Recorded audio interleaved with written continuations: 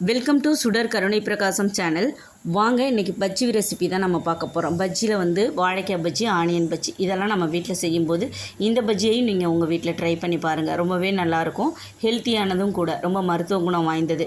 இந்த பஜ்ஜி வந்து ரொம்பவே டேஸ்ட்டாக இருக்கும். நம்ம நார்மலாக செய்கிற பஜ்ஜியை விட இது ரொம்ப நல்லாயிருக்கும். இதை செய்ய ஆரம்பிச்சிட்டிங்கன்னா வெங்காயம் வாழைக்காவெல்லாம் விட்டுட்டு இதை தான் நீங்கள் செய்வீங்க. அந்தளவுக்கு டேஸ்ட்டு ரொம்ப நல்லாயிருக்கும். எல்லோரும் பல பேர் செஞ்சுருப்பாங்க, தெரியாதவங்களுக்கு புதுசாக இருக்கும். வாங்க அது எப்படி செய்யலான்னு பார்க்கலாம். மாவு வந்து நம்ம கரெக்டாக கரைக்கணும். பஜ்ஜிக்கு எப்போவுமே கரெக்டாக கரைச்சா தான் அந்த டீ கடையில் கிடைக்கிற மாதிரி நல்ல உள்ளார வந்து சாஃப்டாக வெள்ளை மெறுமெறுன்னு இருக்கும். இதுக்கு வந்து இன்றைக்கி ஓமவல்லி இலை தான் எடுத்திருக்கேன். இந்த ஓமவல்லி இலை பல பேர் வீட்டில் தொட்டியில் வளர்ப்பீங்க. ரொம்பவே நல்லது. குழந்தைங்களுக்கெல்லாம் சளி பிடிச்சா இல்லை நெஞ்சு காய்ச்சல் இது மாதிரியெல்லாம் வர்றப்போ இதை வந்து மருந்தாக இழைச்சி போடுவாங்க. சில பேர் வந்து நெத்தியில் பத்து போடுவாங்க, சில பேர் உள்ளுக்கு மருந்தாக கொடுப்பாங்க.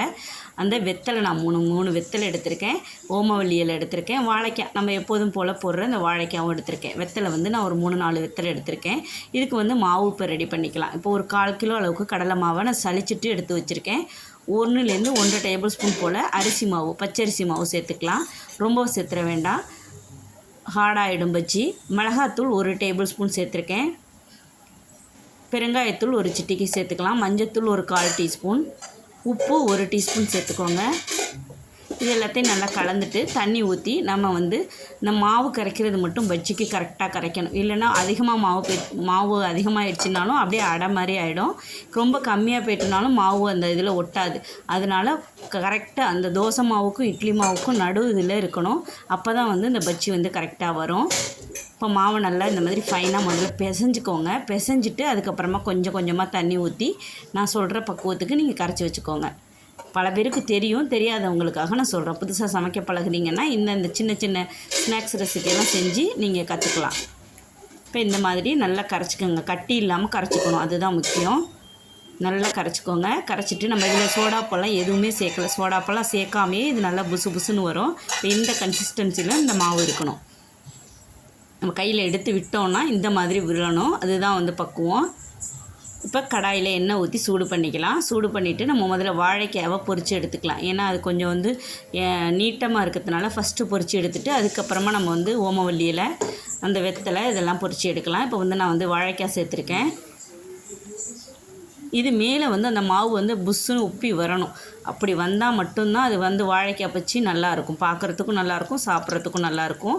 போய் 1 பை 1 போட்டு நான் பொரித்து எடுத்துக்கிறேன். நான் உங்களுக்கு காட்டுறேன் பாருங்கள்.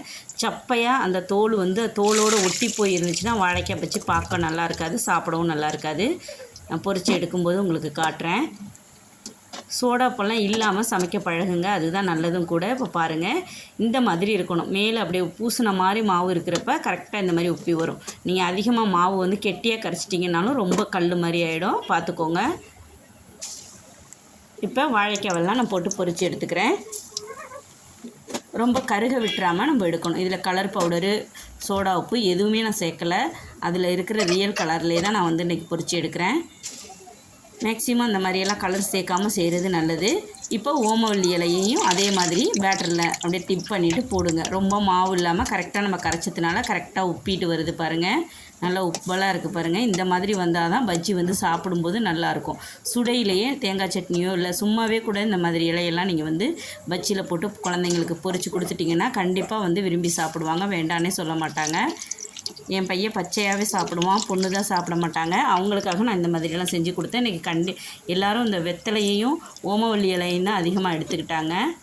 வாழைக்காவை விட இந்த பஜ்ஜியை எல்லோரும் விரும்பி சாப்பிட்டாங்க. ஓமவல்லி இலையில் நீங்கள் ட்ரை பண்ணி பாருங்கள். வீட்டில் தொட்டியில் சும்மாவே வளர்ந்து கிடக்கும், அப்படியே தான் இருக்கும். அது வந்து சளின்னா மட்டும்தான் நம்ம இடித்து சாறு எடுத்து கொடுப்போம், இல்லைனா அது பாட்டுக்கு வளர்ந்துட்டே இருக்கும். இந்த மாதிரி பஜ்ஜி ரெசிபியெல்லாம் செஞ்சு கொடுங்க, கண்டிப்பாக குழந்தைங்க விரும்பி சாப்பிடுவாங்க. இப்போ நம்ம வெத்தலையை அதே மாதிரி டிப் பண்ணிவிட்டு மாவில் டிப் பண்ணிவிட்டு சேர்த்துக்கலாம். இதுக்கு வந்து வெத்தலைக்கு வந்து ரொம்ப மாவை அது இல்லாமல் பார்த்துக்கோங்க. ரொம்ப மாவு இருந்துச்சுன்னா அடை மாதிரி ஆகிடும்.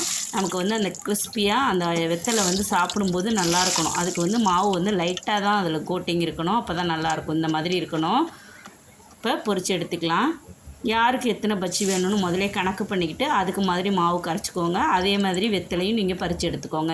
இந்த மாதிரி நம்ம பொரித்து எடுத்துட்டோன்னா பார்க்குறதுக்கும் ஹார்ட் ஷேப்பில் ரொம்பவே நல்லாயிருக்கும். குழந்தைங்களும் விரும்பி இது என்ன டிஃப்ரெண்ட்டாக இருக்குன்னு விரும்பி எடுத்து சாப்பிடுவாங்க. இப்போ பஜ்ஜி ரெசிபி ரெடி ஆகிட்டு. இதுக்கு தேங்காய் சட்னி, கார சட்னி எது வேணாலும் வச்சுட்டு சாப்பிட்லாம். நான் இன்றைக்கி கார சட்னி இருந்துச்சு, அதுதான் சாப்பிட போகிறேன் தொட்டுட்டு. ரொம்பவே நல்லாயிருக்கும். நான் வாழைக்காவுக்கு மட்டும்தான் சட்னி தொட்டுக்குவேன். இந்த இலைக்கெல்லாம் வந்து நான் தொட்டுக்கலை. ரொம்பவே நல்லாயிருக்கும். இந்த பஜ்ஜி ரெசிப்பியை நீங்களும் ட்ரை பண்ணி பாருங்கள். உங்களுக்கு இந்த ரெசிபி பிடிச்சிருந்துச்சுன்னா சுடர் கருணை பிரகாசம் சேனலுக்கு மறக்காமல் சப்ஸ்கிரைப் பண்ணுங்கள், லைக் பண்ணுங்கள், ஷேர் பண்ணுங்கள், கமெண்ட் பண்ணுங்கள். எப்போதும் போல் உங்கள் சப்போர்ட் கொடுத்துட்டே இருங்க. நன்றி, வணக்கம்.